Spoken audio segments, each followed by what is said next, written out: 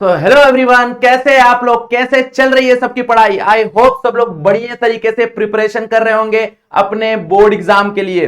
तो आज हम लोग लेके आ गए हैं 1 मार्क के सारे PYQs। ओके, मतलब 2025, 24 मार्च और मतलब फेब और जुलाई, मतलब जहां पे 5-6 पेपर के हम लोग ने 1 मार्क के जो भी PYQs थे उसको सॉर्ट किए। अलग अलग चैप्टर्स के कितने PYQs, किस चैप्टर्स के कितने न्यूमेरिकल्स आने के चांसेस होते हैं, वो सारा का सारा हमने डेटा यहां पे कलेक्ट किया है। ओके, तो आज हम डिस्कस करने वाले हैं सबसे इंपॉर्टेंट क्वेश्चन, जो कि हमको पता है कि जल्दी हमको समझ में नहीं आता कि 1 मार्क का क्वेश्चन कहां से आएगा। तो सारे के सारे PYQs हम लोग यहां पे डिस्कस करेंगे और कंक्लूड करेंगे कि किस चैप्टर से कितने PYQs और किस तरह के PYQs आते हैं। ओके, किस तरह के क्वेश्चंस आते हैं।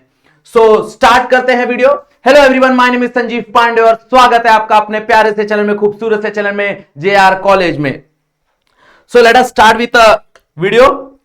सो सबसे पहला चैप्टर हम लोग ने ऐसा सेग्रीगेट किया हुआ है, चैप्टर नंबर 1, चैप्टर नंबर 2, ऐसा। Okay, like rotational dynamics, mechanical properties of fluid, ये सारा हमने सेग्रीगेट किया हुआ है। तो सबसे ज्यादा जो सवाल बने अभी तक, वो अगर तुम देखने जाओ तो रोटेशनल डायनामिक्स से बने हुए हैं। ओके, रोटेशनल डायनामिक्स से सबसे ज्यादा सवाल बने हैं।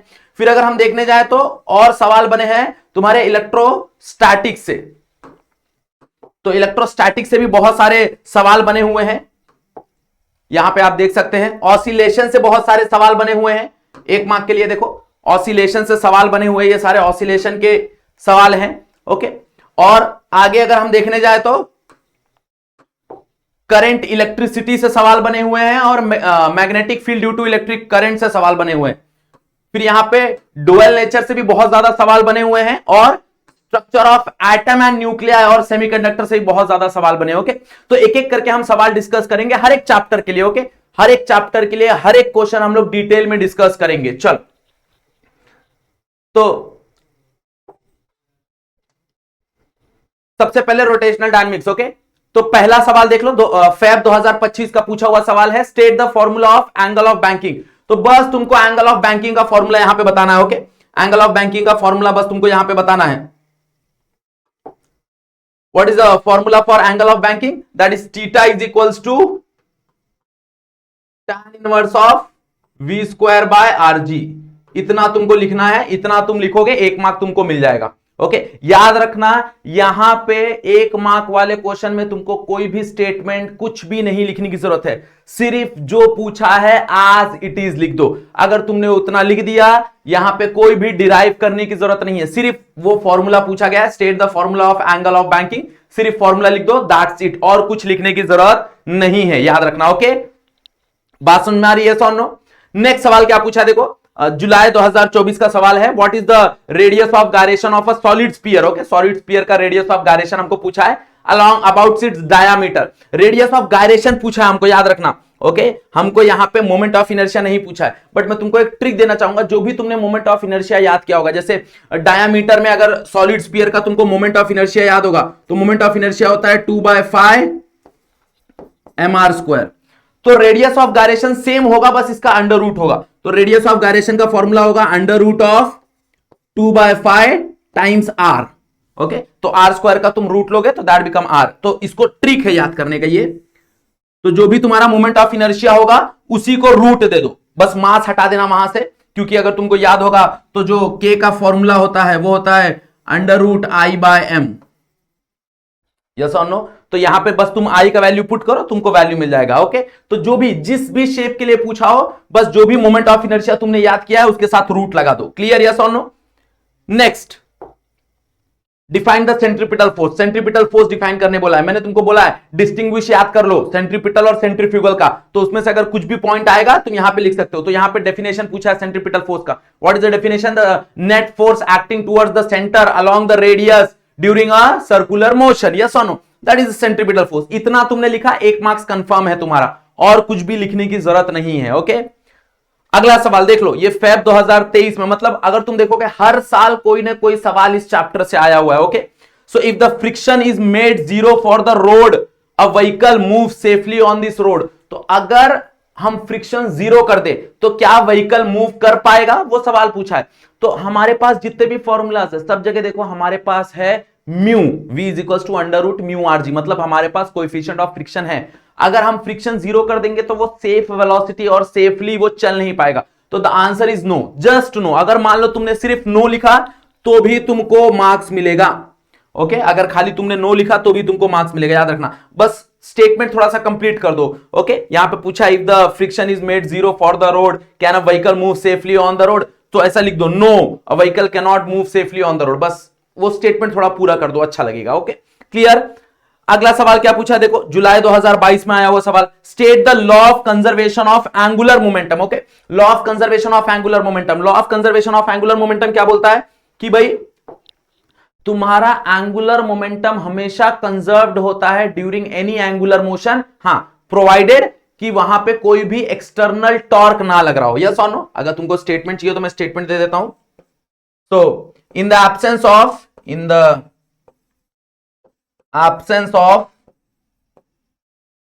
external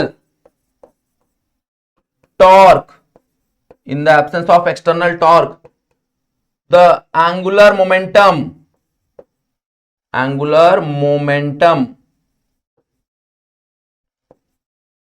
during any angular motion is always constant। Clear, yes और नो आना, सिंपल कहानी है। ओके, अगला सवाल देखो, एन ऑटोमोबाइल इंजन डेवलप, इतना पावर दिया हुआ है, that is power while rotating at speed, speed दिया हुआ है। ओके, और हमको टॉर्क पूछ रहा है, क्या पूछ रहा है, टॉर्क पूछ रहा है। अब यहां पे तुमको पावर का फॉर्मूला याद होना चाहिए in terms of that power is equals to क्या होता है, that is torque into omega. Okay, that is torque into omega the angular velocity. तो यहां से टॉर्क का फॉर्मूला क्या हो जाएगा, power divide by omega. Okay, अब न्यूमेरिकल में एक चीज हमेशा ध्यान दो, न्यूमेरिकल में जो भी तुम्हारा मार्क्स प्रोवाइडेड होता है, जो भी तुमको मार्क्स देना होता है एग्जाम, मतलब जो भी तुम्हारा एक्सटर्नल जो तुमको मार्क्स देता है, वो इस बेसिस पे मार्क्स देता है कि तुमने आंसर लिखा है कि नहीं। उसको कोई लेना देना नहीं है कि तुमने क्या स्टेप फॉलो किया है, क्या है। यहां पे किसी चीज का मार्क्स नहीं मिलेगा। जो भी मार्क्स मिलता है वो लास्ट में आंसर का मार्क्स मिलता है, याद रखना। जो भी तुमने यहां पे आंसर लिखा होगा प्रॉपर यूनिट के साथ, ओके, प्रॉपर यूनिट के साथ अगर तुमने आंसर लिखा होगा तो ही तुमको यहां पे मार्क्स मिलेगा, नहीं तो तुमको मार्क्स नहीं मिलेगा, याद रखना।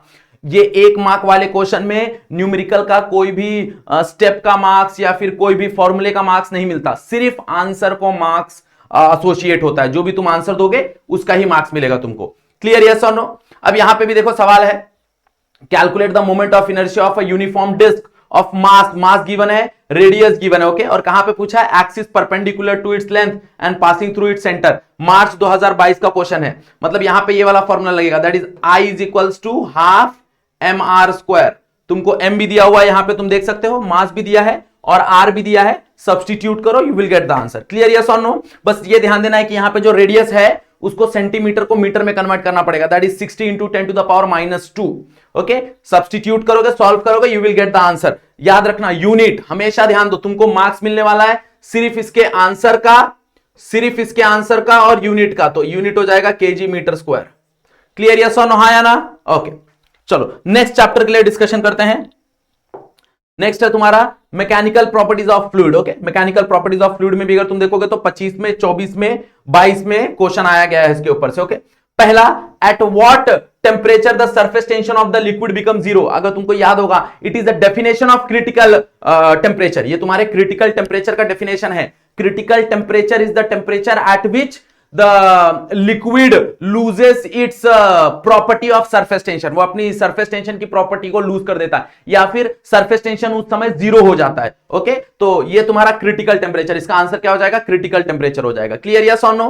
ओके, नेक्स्ट, फेब 2024 में भी आया हुआ है, देखो क्या क्वेश्चन आया हुआ है, why a detergent powder is mixed with water to wash cloth. Okay, अब जो वाटर है उसका जो सरफेस टेंशन है वो ज्यादा होता है, तो हम डिटर्जेंट को क्यों मिक्स करते हैं भाई, सोप सॉल्यूशन हम क्यों बनाते हैं, सोप सॉल्यूशन बनाते हैं to reduce that surface tension of water. तो जैसे हम सोप सॉल्यूशन बना रहे हैं, जैसे हम डिटर्जेंट को डाल रहे हैं उस पानी में, तो जो भी तुम्हारा डिटर्जेंट मिक्स हो रहा है उस पानी के साथ, तो उसका जो सरफेस टेंशन है वो रिड्यूस हो रहा है। जब सरफेस टेंशन रिड्यूस हो रहा है तो वो कपड़े में जो पोर्स है उसके पोर्स में इजीली एंटर कर सकता है, इसलिए तो to reduce the surface tension of the water हम लोग क्या करते हैं, डिटर्जेंट को मिक्स करते हैं।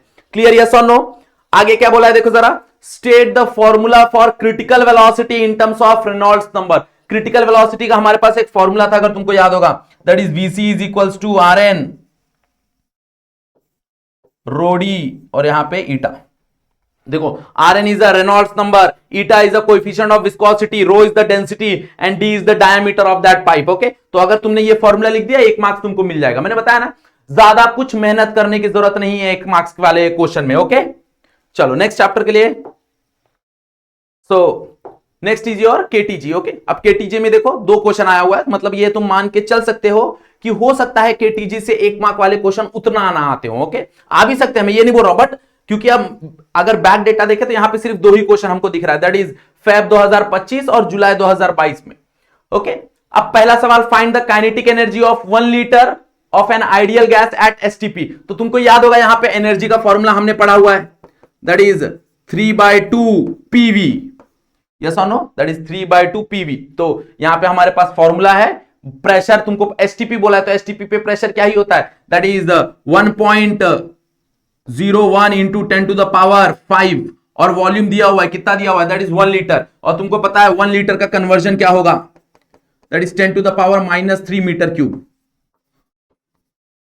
ये दोनों वैल्यू पुट करो, you will get the answer. Yes और नो, सिंपल सी कहानी। अगेन इसका कोई मार्क्स नहीं मिलेगा, सब्स्टिट्यूशन का कोई मार्क्स मिलेगा नहीं, जब तुम इसको सॉल्व करोगे, सॉल्व करके जो वैल्यू निकालोगे उसका मार्क्स तुमको मिलेगा, याद रखना इस चीज का। ओके, नेक्स्ट क्वेश्चन देखो क्या पूछा है, what is a perfect black body. ये जुलाई 2022 में आया हुआ सवाल है, what is a perfect black body क्या है। ओके, तुमको पता है भाई परफेक्ट ब्लैक बॉडी क्या होता है, ऐसा बॉडी जो सारा का सारा हीट रेडिएशन क्या कर ले, एब्जॉर्ब कर ले। ओके, सारा का सारा हीट रेडिएशन क्या कर ले, एब्जॉर्ब कर ले। तो the body which absorb all the heat radiation called as perfectly black body. 100% अगर वो हीट एब्जॉर्प्शन ये कर ले रहा है तो उसको परफेक्टली ब्लैक बॉडी बोला जाएगा।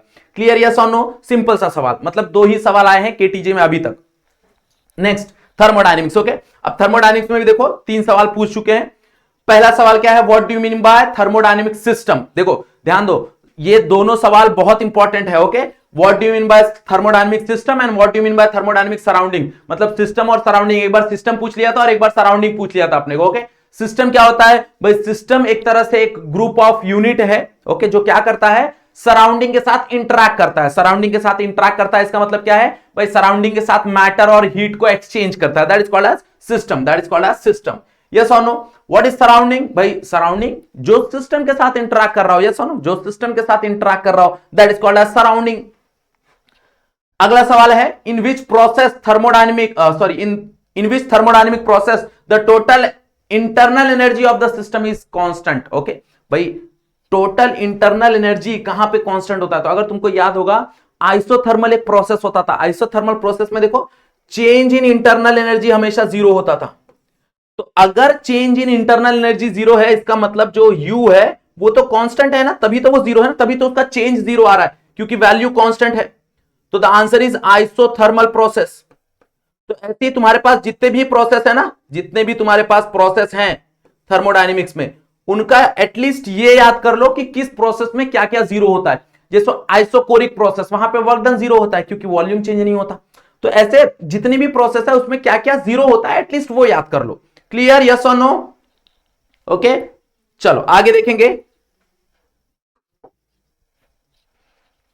Next is superposition of wave. अब यहां पे देख सकते हो, देखो सुपरपोजिशन ऑफ वेव में अभी तक हमारे पास एक ही क्वेश्चन है, मतलब हम ये कंक्लूड कर सकते हैं कि भाई यहां पे जो प्रोबेबिलिटी होती है 1 मार्क्स वाले क्वेश्चन में, इसमें से नहीं आता। एक ही क्वेश्चन पूछा गया है, state the formula for and correction in the resonance tube experiment. Okay, तो अगर तुमको याद होगा एंड करेक्शन का हमने एक फॉर्मूला पढ़ा था, that is E is equals to 0.3 times of D, where जो D था वो इनर डायामीटर था। अगर तुमको ये फॉर्मूला याद होगा तो बस अगर तुमने ये फॉर्मूला लिख दिया, you will get 1 marks. Okay, ये फॉर्मूला लिखा, 1 मार्क्स मिल गया। तो अब यहां पे तुम कंक्लूड कर सकते हो कि भाई इस चैप्टर से जनरली नहीं आते, नहीं आ सकते, मैं ऐसा नहीं बोल रहा हूं, जनरली नहीं आते। ओके, नेक्स्ट, क्या पता इस साल इसी चैप्टर से आ जाए कुछ क्वेश्चंस। ओके, अब यहां पे देखो ऑसिलेशन में क्वेश्चंस अच्छे आते हैं। ओके, अगर हम देखने जाए, पहला सवाल पूछ रहा है what is the differential equation of linear SHM. अब यहां पे दोनों ही क्वेश्चन याद कर लो, differential equation of linear SHM और differential equation of angular SHM mostly पूछा जाता है। ये दोनों का ही आंसर तुमको पता है, that is D square X by D T square plus K by M X equals to 0 आया ना। This is the differential equation for linear SHM. अगर हम आगे देखेंगे तो सेम सवाल पूछा गया, देखो write the differential equation of angular SHM, that is March 2022 को आया हुआ वो सवाल है। सेम कहानी, बस जहां पे एक्स है, जहां पे तुम्हारा लीनियर है, वहां पे जहां पे तुम्हारा लीनियर है वहां पे कहानी क्या आ जाएगा, वहां पे कहानी आ जाएगा एंगुलर का। मतलब यही कहानी हो जाएगा D square theta by D T square plus यहां पे क्या हो जाएगा सी बाय आई, जहां पे मास होता है वहां पे मोमेंट ऑफ इनर्शिया, और एक्स के जगह थीटा इक्वल्स टू 0। तो यहां पे तुम्हारा लीनियर डिफरेंशियल इक्वेशन, यहां पे तुम्हारा एंगुलर डिफरेंशियल इक्वेशन, दोनों लिख दिया, दोनों के लिए मार्क्स मिल जाएगा। ओके क्लियर, हाँ या ना। अब यहां पे देखो न्यूमेरिकल भी अच्छे खासे पूछे जाते हैं। अगर हम यहां पे ध्यान देते हैं हमारे पास यहां पे न्यूमेरिकल भी है। यहां पे देखो 2024 में न्यूमेरिकल आया हुआ है, 2023 में न्यूमेरिकल आया हुआ है। जनरली अगर हम देखने जाएं तो जुलाई वाला जो ये होता है सेशन होता है, उसमें से सवाल यहां पे ज्यादा आया हुआ है। जनरली जुलाई वाला जो सेशन है वहां पे सवाल तुमको बहुत ज्यादा मिला है यहां पे। ओके अब यहां पे देखो क्या बोला है, a body of mass 0.2 kg perform linear SHM, it experience a restoring force. हमको फोर्स का वैल्यू दिया हुआ है और बोला है उसका डिस्प्लेसमेंट है 8 centimetre. Okay from the mean position, determine the force constant, मतलब यहां पे अपने को फोर्स कांस्टेंट निकालने बोला है, मतलब के निकालने बोला है। तो अगर तुमको याद होगा हमारे पास के का फॉर्मूला तो है ही है भाई, what is the formula for K? K is nothing by F by X, formula है अपने पास, that is K is equals to F by X. F कितना दिया हुआ है? एफ दिया हुआ है अपने को 0.4 और डिस्प्लेसमेंट अपने को दिया है 8 सेंटीमीटर। 8 मतलब 10 टू द पावर -2 है ना। अब ये -2 ऊपर चला जाएगा +2 और वो +2 0.4 से मल्टीप्लाई हो जाएगा, दैट बिकम 40। तो 40 डिवाइड बाय 8 दैट बिकम 5, तो 5 न्यूटन मीटर स्क्वायर। ओके अब अगर किसी ने ये पूरा नहीं लिखा, सिर्फ 5 न्यूटन मीटर स्क्वायर लिख दिया, उसको भी 1 मार्क्स मिलेगा। मैं बता रहा हूं, याद रखना, यहां पे फॉर्मूला सब्स्टिट्यूशन सॉल्विंग का कोई मार्क्स नहीं होता, तुम्हारे आंसर का मार्क्स होता है। तो अगर मान लो तुमने पूरा सॉल्व किया, लास्ट में आंसर लिखा 5 और उसका यूनिट नहीं लिखा, तुमको मार्क्स नहीं मिलेगा। यहां पे हाफ मार्क्स भी नहीं मिलता। जो 1 मार्क्स वाला क्वेश्चन है वहां पे इधर तुमको 1 मार्क्स मिलेगा, इधर तुमको 0 मार्क्स मिलेगा, हाफ मार्क्स नहीं मिलता यहां पे, याद रखना। ओके तो यहां पे अगर तुमने सिर्फ लिखा 5 newton metre square, you will get 1 marks complete. तुमने पूरा सॉल्व किया, लास्ट में सिर्फ 5 लिखा, यूनिट भूल गए, 0 मार्क्स मिल जाएगा। तो इस चीज का ध्यान देना कि सिर्फ मेन आंसर का यहां पे मार्क्स होता है। Okay clear. अब यहां पे भी देखो, calculate the period of particle performing linear SHM with maximum speed and maximum acceleration. अब यहां पे देखो तुमको टाइम पीरियड निकालने बोला है। अब टाइम पीरियड निकालने बोला है, हमारे पास देखो डायरेक्टली फॉर्मूला है A max divide by V max is equals to omega. Okay और omega can be written as 2 pi by T. तो यहां से देखो ए मैक्स का वैल्यू दिया हुआ है, वी मैक्स का वैल्यू दिया हुआ है, 2 पाई तुमको पता होता है, टी कैलकुलेट हो जाएगा। क्लियर यस और नो। तो ऐसे न्यूमेरिकल आते हैं, मतलब बहुत सिंपल न्यूमेरिकल, बहुत ही सिंपल न्यूमेरिकल पूछे जाते हैं एग्जाम में, ध्यान दो। Okay simple simple numerical. Clear समझा। ऑसिलेशन की कहानी देखो, आगे भी क्वेश्चन है ऑसिलेशन पे। ये वाला तो क्वेश्चन हमने डिस्कस कर लिया, differential equation of angular SHM. यहां पे देखो, calculate the velocity of a particle performing SHM after 1 second. Time दिया हुआ है और तुमको इक्वेशन दिया हुआ है, यहां पे देखो डिस्प्लेसमेंट का इक्वेशन तुमको दिया हुआ है और तुमको वेलोसिटी निकालने बोल रहा है। तो जब कभी भी डिस्प्लेसमेंट दिया होता है तो हम वेलोसिटी कैसे निकालते हैं, उसको डिफरेंशिएट कर देते हैं। हम सिंपली उसको क्या कर देते हैं, डिफरेंशिएट कर देते हैं। तो इसको डिफरेंशिएट कर दो, that is dx by dt। तो फाई तो वैसे ही रहेगा, व्हाट इज साइन का डिफरेंशिएशन, cos। तो cos क्या हो जाएगा, cos पाई t by 3 और साथ में पाई by 3 भी आ जाएगा। ओके अब टाइम क्या बोला है, टाइम बोला है 1 सेकेंड, मतलब t की जगह 1 आ जाएगा, तो क्या बचेगा, दैट इज पाई बाय 3 और यहां पे आ जाएगा cos pi by 3। cos pi by 3 बोले तो क्या, cos पाई बाय 3 बोले तो तुम्हारा cos 60 हाफ होता है, तो यहां पे हाफ हो जाएगा, तो 5 पाई बाय 3 इंटू हाफ। अब इसको तुमको सॉल्व करना है, पाई का वैल्यू 3.14 पुट करना है, पूरा आंसर निकालना है, तब जाके तुमको मार्क्स मिलेगा। अब अगर तुमने ये पूरा नहीं किया, डायरेक्ट आंसर लिख दिया, तो भी तुमको 1 मार्क्स मिलेगा, ध्यान देना, तो भी तुमको 1 मार्क्स मिलेगा। ओके, तो अब इसको तुमको सॉल्व करना है, एग्जैक्ट आंसर लिखना है, यूनिट लिखना है मीटर पर सेकेंड, तब जाके तुमको 1 मार्क्स मिलेगा। ओके, यहां पे अगर तुमने मेहनत नहीं की, तुमको हो सकता है मान लो बाजू वाले ने आंसर बता दिया, तो भी तुमको एक कंप्लीट मार्क्स मिलता है अगर तुमने इसका आंसर लिखा तो। और तुम सोचोगे सर ये मैं पूरा लिखता हूं, आंसर नहीं लिखता, 0 मार्क्स मिलेगा, क्योंकि यहां पे स्टेप का कोई मार्किंग नहीं है। क्लियर?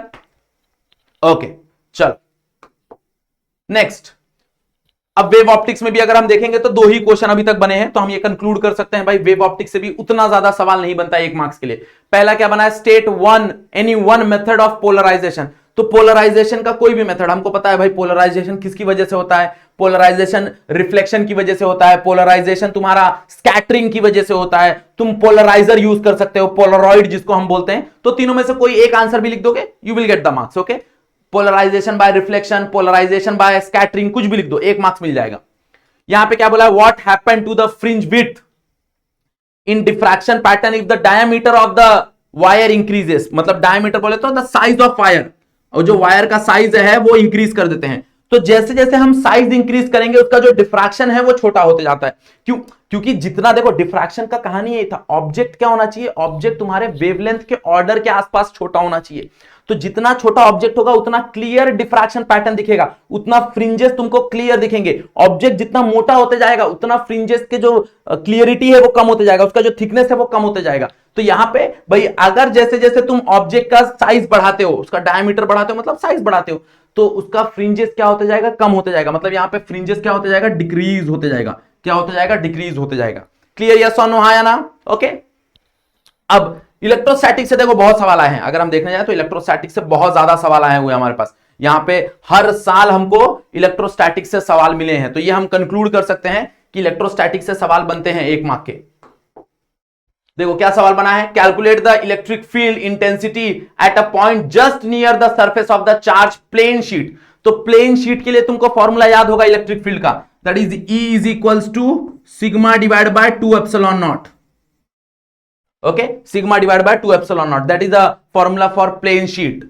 ओके, हाँ है ना? अब देखो सिग्मा दिया हुआ है तुमको, चार्ज डेंसिटी दिया हुआ है तुमको, कितना दिया हुआ है ये, और एप्सिलॉन नॉट का वैल्यू तुमको पता होता है। नहीं पता होता है तो तुम्हारे क्वेश्चन पेपर में स्टार्टिंग में ही दिया होगा, जहां पे सारे कांस्टेंट मेंशन होंगे ना, वहां पे भी एप्सिलॉन का वैल्यू मेंशन होगा, वो दैट इज नथिंग बट 8.85, उसका वैल्यू भी सेम 8.85 होता है।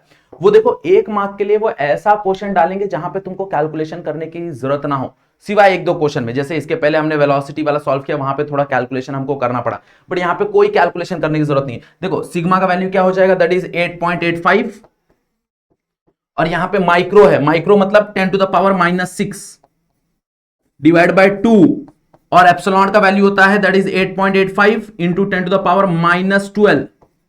अब देखो ये 8.85 कैंसल, -6 -12 कैंसल, प्लस ऊपर चला जाएगा तो 1/2 इंटू 10 टू द पावर +6, और 1/2 can be written as 0.5 into 10 to the power +6। This can be written as 5 into 10 to the power 5 into 10 to the power 5। अब इलेक्ट्रिक फील्ड है that is newton per coulomb, ये चीज का ध्यान देना। Okay, या फिर न्यूटन पर कूलम लिखो या फिर वोल्ट पर मीटर लिखो, दोनों ही सही यूनिट है। अगर तुमने वोल्ट पर मीटर लिखा तो भी चलेगा, कोई प्रॉब्लम नहीं है, समझा? अब तुम ये पूरा मत करो, खाली ये लिख दो तो भी तुमको 1 मार्क्स कंप्लीट मिलने वाला है, याद रखना। ओके, यहां पे इंपॉर्टेंट ये है कि यूनिट का और आंसर का, फाइनल आंसर का ही तुमको मार्क्स मिलता है, बार बार मैं ये चीज बता रहा हूं। अगला सवाल देखो, अब ये फेब 2025 मतलब इसी साल का सवाल है, ये इसी साल आया था, मतलब लास्ट ईयर का ही सवाल है ये। Next, determine the work done in bringing the charge of, ये चार्ज का वैल्यू दिया हुआ है from infinity two point A, और पोटेंशियल दिया हुआ है तुमको 400 किलो वोल्ट। तो अगर तुमको याद होगा तो हमारे पास देखो वर्क डन का फॉर्मूला है, यहां पे वर्क डन का फॉर्मूला क्या होता है, W is equals to Q into V। Q तुमको दिया हुआ है, कितना दिया हुआ है, 5 माइक्रो, तो 5 इंटू 10 टू द पावर -6, और V कितना दिया हुआ है, दैट इज 400, तो 400 into 10 to the power 3। Solve करो, you will get the answer, the unit will be joule. Clear? तो इतना अगर तुम सॉल्व करोगे, आंसर सही लिखोगे, यूनिट सही लिखोगे, 1 मार्क्स मिलेगा। ओके, यहां पे देखो नेक्स्ट क्या बोला है भाई, 2 कैपेसिटर है, 2 कैपेसिटर, जिनका कैपेसिटेंस दिया है 5 माइक्रो 10 माइक्रो फैराडे, और हमको बोला है कि उसको सीरीज में लगाया है और उसका रिजल्टेंट निकालना है। अब देखो तुमको ये याद रखना पड़ेगा, जो कैपेसिटर होते हैं जब उसको सीरीज में लगाया जाता है तो उसका रेसिप्रोकल सॉल्व होता है। मतलब वहां पे अगर हम देखने जाए तो तुम्हारा जो इक्विवेलेंट कैपेसिटर होगा वो कुछ ऐसा होगा, that is 1/C1 plus 1/C2, याद रखना। ओके, सीरीज में कैपेसिटर को सीरीज में जब लगाते हैं तो उसका रेसिप्रोकल सॉल्व होता है। रेजिस्टेंस और इंडक्टर को जब सीरीज में लगाते हैं तो डायरेक्टली ऐड हो जाता है। तो यहां पे हम क्या कर सकते हैं, यहां पे हम लिख सकते हैं C इक्विवेलेंट बराबर होता है C1 into C2 divide by C1 plus C2। अब तुम वैल्यू पुट कर दो, you will get the answer. देख लो,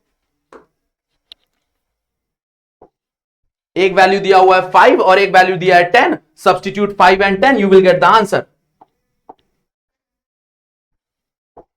तो यहां पे 5 into 10 divide by 5 plus 10, that become 50/15, that become 5 से कट कर दो 3, और इसको 5 से कट करोगे तो कितना हो जाएगा 10, 10/3, 10/3 is nothing but 3.33 capacitance, that is microfarad. Clear, yes और नो?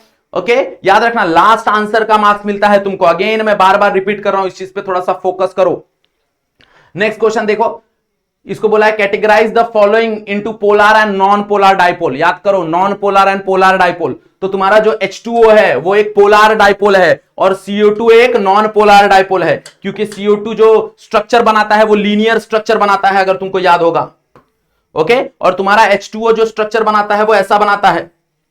तो ये तुम्हारी पोलर की कहानी है, ये नॉन पोलर की कहानी है। तो CO2 is non polar, H2O is polar.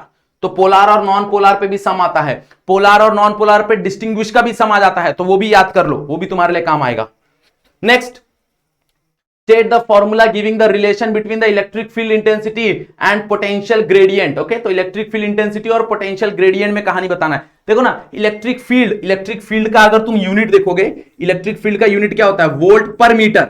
तो वोल्ट पर मीटर की कहानी आएगी, मतलब तुमको पता है ऊपर आएगा dV और नीचे आएगा dx, मतलब लेंथ। अब उसको dx लिख लो, dl लिख लो, कोई फर्क नहीं पड़ता, मतलब dV/dx माइनस। ओके, ये माइनस, ये इतना तुमने लिख दिया, तुमको 1 मार्क्स मिल गया। क्लियर, यस और नो? तो दिस इज द रिलेशन, इसको ही पोटेंशियल ग्रेडियंट बोलते हैं ना भाई। जो k का वैल्यू होता है वो क्या होता है, dV/dl, दैट इज V/L।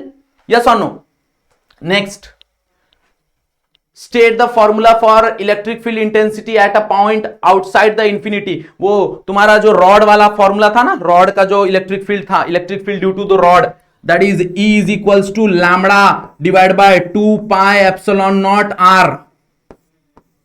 ये है formula, that is E is equals to lambda divide by 2πε0r। ये तुम्हारा वैक्यूम में अगर मान लो कोई भी तुमको ये दे दे, डाइलेक्ट्रिक मीडियम दे दे, तो बस इसके साथ k को मल्टीप्लाई कर दो, तो lambda divide by 2π k times ε0, where k is the dielectric constant, खत्म कहानी। क्लियर, यस और नो? हाँ या ना? तो यहां पे तुमको 1 मार्क्स मिल जाएगा, यहां पे तुमको 1 मार्क्स मिल जाएगा। अब देखो, अगर तुम जनरली नोटिस करोगे तो 1 मार्क्स के लिए आ क्या रहे हैं, जनरली 1 मार्क्स के लिए डेफिनेशंस आ रहे हैं, फॉर्मूला पूछ रहे हैं कि भाई इसका फॉर्मूला बता दो। जैसे क्रिटिकल वेलोसिटी का हमने फॉर्मूला दिखा, छोटे छोटे न्यूमेरिकल आ रहे हैं, बस एक फॉर्मूला पुट करो, आंसर आ जाएगा। तो उस टाइप के क्वेश्चंस आते हैं जनरली 1 मार्क में। Okay, next, current electricity. Okay, अब देखो करंट इलेक्ट्रिसिटी में एक सवाल 3 साल से आ रहा है, what is the resistance of the ideal voltmeter. Okay भाई, 3 साल से, 24 में भी आया, फेब 24 में भी आया, फेब 23 में भी आया, तो 3 साल से ये सवाल आ रहा है। तो हो सकता है भाई इस बार पूछ ले what is the resistance of ideal ammeter. तो हमको पता होना चाहिए कि भाई what is the resistance of ideal voltmeter. Ideal voltmeter का रेजिस्टेंस होता है इनफिनाइट। ओके, इसका जो आंसर होता है वो इनफिनाइट। अगर वहीं पे आइडियल एमीटर आ जाए तो आइडियल एमीटर का जो रेजिस्टेंस होता है वो होता है 0। अब ये डेटा तुमको कहां से मिलेगा, ये डिफरेंस बिटवीन में से मिलेगा भाई। जब अगर तुमने डिफरेंस बिटवीन पढ़ लिया, आराम से ये कहानी तुम्हारी क्लियर हो जाएगी। क्लियर, हाँ या ना? फिर आया डिफाइन पोटेंशियल ग्रेडियंट। सेम सवाल देखो हमने यहां पे किया, सेम सवाल, ये भी दो बार आ चुका है, जुलाई 2023 और मार्च 2022 में ये सवाल हमने यहां पे किया। इसको ही तो पोटेंशियल ग्रेडियंट बोलते हैं ना, द रेशियो ऑफ पोटेंशियल और डिवाइड बाय द लेंथ। तो अगर हम यहां पे लिखने जाएं तो पोटेंशियल ग्रेडियंट का फॉर्मूला क्या होता है, दैट इज V/L। तो हम इसको डिफाइन कैसे कर सकते हैं, कैसे डिफाइन कर सकते हैं, it is the ratio of potential between 2 point divide by the length of the wire. Yes और नो?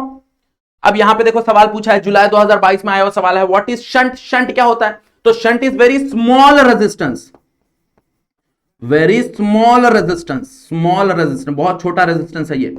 और कहां पे लगाते हैं इसको भाई, very small resistance connected to the galvanometer in parallel. Okay, galvanometer के साथ पार्लर लगाया जाता है। क्यों लगाया जाता है, to convert that galvanometer into ammeter, to convert that galvanometer into ammeter. Clear, yes और नो? तो that is the definition of shunt, that is the definition of shunt. Next chapter number 10 पे आ जाओ, that is magnetic field due to electric current. यहां पे भी देखो सवाल बनते हैं, कैसे बनते हैं सवाल? तो what is the work done by the external uniform magnetic field perpendicular to the velocity. याद रखो, वर्क डन आया, वर्क डन में परपेंडिकुलर शब्द है। वर्क डन का फॉर्मूला होता है force into displacement cos theta, और कॉस थीटा मतलब परपेंडिकुलर, और कॉस 90 मतलब जीरो, मतलब यहां पे तुम्हारा जीरो वर्क आएगा। याद रखो, यहां पे वर्क क्या होगा? जीरो होगा। ओके, नेक्स्ट पूछा है, right the formula for the torque acting on the rotating current carrying coil in terms of magnetic dipole moment in vector form. तो अगर तुमको याद होगा तो हमारे पास टॉर्क का एक फॉर्मूला है, that is torque is equals to m cross b, और वेक्टर फॉर्म में है। अगर यही वेक्टर फॉर्म में तुमको नहीं लिखना, क्रॉस नहीं लिखना, तो यहां पे तुम लिख सकते हो mb साइन थीटा। तो ये वाला तुम्हारा mb साइन थीटा, और ये क्रॉस प्रोडक्ट में हो जाएगा m क्रॉस b। यहां पे तुमको वेक्टर साइन डालना पड़ेगा यहां पे, क्योंकि वेक्टर फॉर्म में बोला है उसको।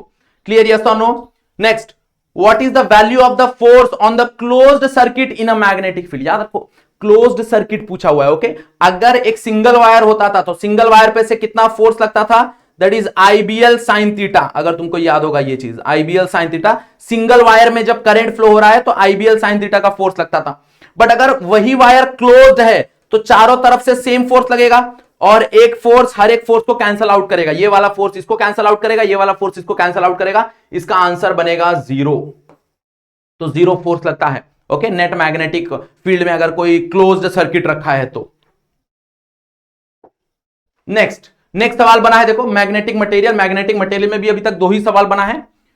पहला सवाल बना है, what is the value of be called when H is zero in hysteresis loop. अगर तुमको याद होगा हिस्टेरिसिस लूप, तो यहां पे H जीरो होता था, और इसी वैल्यू को हम बोलते थे रिटेंटिविटी। क्या बोलते थे? रिटेंटिविटी। रिटेंटिविटी स्पेलिंग देख लेना, हो सकता है गलत हो। ओके, मतलब यहां पे जो B का वैल्यू है उसको ही हम बोलते हैं रिटेंटिविटी। वही चीज यहां पे हो जाती है, यहां पे याद रखो, यहां पे B जीरो हो जाता है, यहां पे B जीरो हो जाता है, तो वो H का जो वैल्यू रहता है उसको हम बोलते हैं कोर्सिविटी। उसको हम क्या बोलते हैं? कोर्सिविटी। ओके, तो ये वैल्यूज याद रखो। नेक्स्ट है डिफाइन गायरोमैग्नेटिक रेशो। यहां पे तुमको गायरोमैग्नेटिक रेशो डिफाइन करने बोला है। तो गायरोमैग्नेटिक रेशो का दो डेफिनेशन है, एक है तुम्हारा m orbit divide by L, और एक होता है E डिवाइड बाय 2me। तुम दोनों में से कुछ भी लिखोगे चलेगा। ओके, ज्यादा मोस्ट करेक्ट आंसर होता है ये।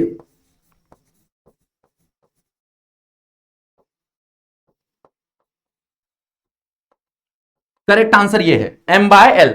E बाय 2m भी लिखोगे गलत नहीं है, बट हाँ हो सकता है सामने वाला तुमको गलत दे दे, but it is a ratio of magnetic okay moment of an orbit to the angular momentum. Okay, तो तुम्हारा magnetic moment divide by angular momentum. Okay, ये लिखोगे तो यहां पे हो जाएगा charge of electron to the twice of mass of electron. Clear, that is the definition of gyromagnetic ratio. Next is your chapter number 12, that is electromagnetic induction. यहां पे भी देखो 3 बार सवाल पूछ चुका है, फेब 2025, जुलाई 2024 और मार्च 2022 में। पहला सवाल है define self inductance. Okay, self inductance हमको डिफाइन करना है, तो हमको पता है भाई what is the definition of self inductance.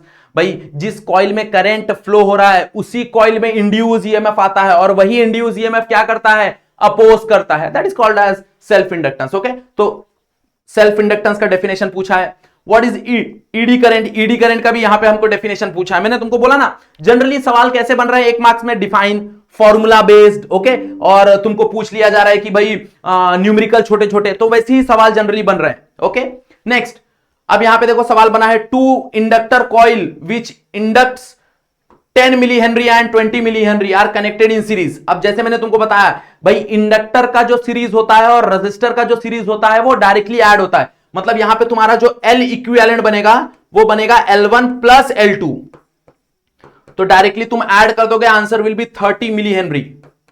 इतना लिख दिया, you will get 1 marks, you will get 1 marks. Clear, yes और नो? हाँ या ना? जनरली ऐसे ही सवाल बन रहे हैं। ओके, न्यूमेरिकल भी जो बनेंगे वो बहुत छोटे छोटे बनेंगे। नेक्स्ट एसी में भी देखो, एसी में भी तुमको दो ही सवाल पूछा गया है। State the condition for the current and impedance in a parallel resonance. Parallel resonance circuit याद करो, सीरीज और पैरेलल की कहानी एग्जैक्टली अपोजिट है भाई मैं दोनों बता देता हूं। सीरीज में क्या होता था, सीरीज में तुम्हारा जो इंपेडेंस होता है, जो जनरली तुम्हारा जो टोटल रेजिस्टेंस जो होता है वो यहां पे कम होता था, ये मिनिमम होता था, तो इसलिए तुमको जो करंट मिलता है वो यहां पे मैक्सिमम मिलता था, करंट इज मैक्सिमम। इसलिए तुम ग्राफ भी देखोगे तो ऐसा कुछ ग्राफ बनता था, ऐसा कुछ ग्राफ बनता था। बट यहां पे पूछा है पार्लर, पार्लर में कहानी अलग होती है, पार्लर में कहानी अलग हो जाती है, पार्लर में कहानी उल्टी हो जाती है। यहां पे पूछा पार्लर है, पार्लर में इंपेडेंस मैक्सिमम हो जाता है, इंपेडेंस तुम्हारा मैक्सिमम हो जाता है और करंट तुम्हारा मिनिमम हो जाता है। तो यहां पे तुम्हारा इंपेडेंस मैक्स हो जाएगा और जो करंट है वो मिनिमम हो जाएगा। और यहां पे जो ग्राफ बनता था, अगर तुमको याद होगा तो कुछ उल्टा ग्राफ बनता था, ऐसा ग्राफ बनता था। ओके, पार्लर रेजोनेंस में। क्लियर, यस और नो? अगला सवाल, what is the average value of alternating current over a complete cycle? भाई कंप्लीट साइकिल में एवरेज वैल्यू हमेशा जीरो होता है, भाई एवरेज वैल्यू जीरो होता है, तभी तो हम आरएमएस निकालते हैं ना, तभी तो हम आरएमएस निकालते हैं, क्योंकि कंप्लीट में ऊपर का पूरा वैल्यू प्लस नीचे का पूरा वैल्यू माइनस, दोनों ऐड करोगे आंसर जीरो। क्लियर, यस और no? Next is your dual nature of radiation. इस पे भी देखो सवाल बन रहे हैं, तो जनरली इसके ऊपर तुम देखोगे तो अभी तक न्यूमेरिकल सवाल ज्यादा तुमको दिख रहे हैं। पहला सवाल पूछ रहा है, in a photo electric experiment the stopping potential तुमको दिया है, that is 1.5 volt stopping potential दिया हुआ है, और हमको बोला है मैक्सिमम काइनेटिक एनर्जी निकालना है। तो के मैक्स का फॉर्मूला हमको पता होता है भाई, के मैक्स का formula in terms of stopping potential क्या होता है, that is E times V naught. E मतलब तुम्हारा charge of electron, that is 1.6 into 10 to the power -19, और वोल्टेज कितना दिया हुआ 1.5, तो यहां पे 1.5 आ जाएगा। इसको सॉल्व करो, मल्टीप्लाई करो, you will get the answer. बस जो आंसर आएगा वो जूल में आएगा, ये ध्यान देना, यहां पे जो भी आंसर आएगा वो जूल में आंसर आएगा। क्लियर, यस और नो? यहां पे देखो नेक्स्ट सवाल, an electron is accelerated through a potential difference of 10 volt, calculate the de Broglie wavelength. अब डी ब्रॉगली वेवलेंथ का हमारे पास फॉर्मूला है specially for the electron, that is lambda is equals to 1.288 divide by under root of V. अब under root of V put करो, that is 100 का root कितना हो जाएगा 10, और 10 मतलब ये डेसिमल शिफ्ट हो जाएगा, that is 0.128 nanometre. This is the answer. अब जिसने इतना लिख दिया उसको 1 मार्क्स मिल जाएगा। तुमने ऊपर कुछ भी नहीं बताया, फॉर्मूला नहीं बताया, कोई प्रॉब्लम नहीं, इसका मार्क्स मिलता है, यहां पे याद रखना 1 मार्क्स तुमको मिलेगा इसका। क्लियर? अगला सवाल क्या बोल रहा है, it is always necessary to use red light to get photo electric effect? The answer is no. भाई हमेशा रेड लाइट से मिलेगा क्या? नहीं मिलता। ओके, तुमको ज्यादा फ्रीक्वेंसी का यूज करना पड़ता है, तो इसका आंसर नो है। Clear? Next is your structure of atom and nuclear. देखो structure of atom and nuclear से भी अच्छे खासे सवाल बने हुए हैं। ओके, मतलब यहां से भी तुमको अच्छे खासे सवाल बनते हैं। पहला पूछा what is binding energy of, definition है ये बाइंडिंग एनर्जी का। Okay, the energy required for the electron to remove that electron from the ground state to the infinity, infinity पे भेजने के लिए जो एनर्जी लगता है, फ्री करने के लिए जो एनर्जी लगता है, उस न्यूक्लियस से जो बाउंड है उसको फ्री करने के लिए, जो इलेक्ट्रॉन को फ्री करने के लिए एनर्जी लगता है, that is called as binding energy. Yes और नो? अगला देखो, बाकी अगर तुम देखोगे तो बाकी दो न्यूमेरिकल है, दैट इज जुलाई 2023 में न्यूमेरिकल पूछा गया है। Radius of a third Bohr orbit, third Bohr orbit radius दिया हुआ है, calculate the radius of second bore. तो तुमको रेडियस और एन में, जो कि तुम्हारा प्रिंसिपल क्वांटम नंबर है, उसमें रिलेशन पता है, R is directly proportional to N का स्क्वायर। तो यहां से हम क्या लिख सकते हैं, यहां से अगर हम देखने जाए तो हम लिख सकते हैं ना कि भाई जो तुम्हारा R3 है डिवाइड बाय R2 है वो बराबर होगा 3 का स्क्वायर डिवाइड बाय 2 का स्क्वायर। तुमको R3 का वैल्यू पता है, R3 का वैल्यू पुट करो, R2 का वैल्यू कैलकुलेट करना है, 3 का स्क्वायर 2 का स्क्वायर तुमको पता है, सॉल्व करो, you will get the answer. Clear, yes और नो? अब यहां पे देखो अगला न्यूमेरिकल, हाफ लाइफ तुमको दिया हुआ है और तुमको बोल रहा है कैलकुलेट द डी के कांस्टेंट। इसके लिए भी तुमको वैल्यू पता है भाई, टी हाफ का फॉर्मूला तुमको पता है, टी हाफ क्या होता है, that is ln 2 divide by lambda. Yes और no? That is T half is equals to ln 2 divide by lambda. ln 2 का वैल्यू तुमको पता होता है 0.639, वो वैल्यू पुट करो, टी हाफ का वैल्यू दिया हुआ है, ओके, डिवाइड करो, अप्रोक्सीमेटली इसका आंसर 0.5 आएगा, तो 0.5 पर ईयर। इतना भी तुमने लिख दिया, तुमको 1 मार्क्स मिल जाएगा। Clear? Next, what is the mathematical formula for the third postulates of bore? Bore के तीनों पोस्टुलेट्स याद कर लो, बहुत इंपॉर्टेंट क्वेश्चन है। तो यहां पे तुमको सिर्फ थर्ड ये बताना है, फॉर्मूला बताना है थर्ड पोस्टुलेट्स। थर्ड पोस्टुलेट्स अगर तुमको याद होगा, जो एनर्जी डिफरेंस है वो बराबर होता है एनर्जी ऑफ फोटोन। मतलब यहां पे तुम्हारा जो En माइनस em है वो h न्यू के बराबर होता है। h new is the energy of photon, या h न्यू लिख दो या फिर hc बाय लैम्बडा लिख दो, दोनों सेम है।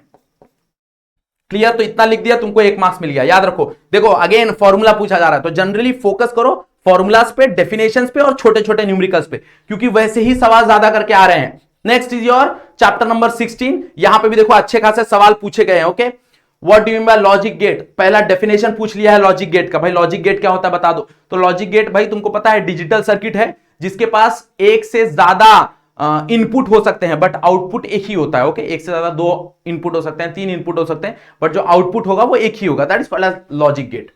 Name the logic gate having single input and single output. Single input और सिंगल आउटपुट तुम्हारे एक ही के पास है, that is your not, that is your not gate. Yes और no? Write the mathematical formula for the Bohr magneton of electron revolving in the, ये इसका क्वेश्चन है, ये स्ट्रक्चर ऑफ एटम का क्वेश्चन है, मैंने यहां पे मेंशन कर दिया। तो यहां पे तुमको सिर्फ बोर मैग्नेटॉन का फॉर्मूला बताना है। ओके, तो वो उसका क्वेश्चन है। यहां पे क्या बोला? Right the Boolean expression for the exclusive और, एक्सक्लूसिव और XOR के लिए फॉर्मूला बताना है। तो वो तुम्हारा फॉर्मूला था that is y is equals to a plus b।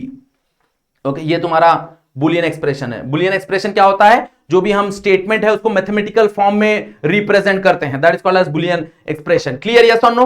तो यहां पे हमने सारे के सारे 1 मार्क के क्वेश्चन डिस्कस कर लिए, सारे के सारे, लाइक लास्ट 2025 से लेकर 2022 तक जो भी क्वेश्चंस थे, जो तुम्हारा रेगुलर एग्जाम है, जो तुम्हारा क्या बोलते हैं रिपीटर्स के लिए जो एग्जाम होता है जुलाई में, हर एक क्वेश्चन हमने डिस्कस कर लिया। हमने ये डिस्कस कर लिया कि कैसे टाइप्स के क्वेश्चन आते हैं। जनरली 3 टाइप्स के क्वेश्चन आ रहे हैं, डेफिनेशंस या फिर एक्सप्लेन करने को आ रहा है, फॉर्मूला आ रहा है कि भाई डायरेक्ट फॉर्मूला सब्स्टिट्यूट कर दो, और छोटे छोटे न्यूमेरिकल आ रहे हैं। याद रखो तुमको 8 क्वेश्चन आते हैं, 8 में से 3 क्वेश्चन, 8 में से 2 क्वेश्चन तुमको जनरली न्यूमेरिकल मिलते हैं। याद रखना 8 क्वेश्चन यहां पे आएंगे और 8 क्वेश्चन में से तुमको जो 6 क्वेश्चन मिलेंगे वो थ्योरी बेस्ड होंगे, थ्योरी मतलब फॉर्मूला वगैरह, डेफिनेशंस ये सब, और 2 क्वेश्चन जो होंगे वो न्यूमेरिकल बेस्ड होंगे।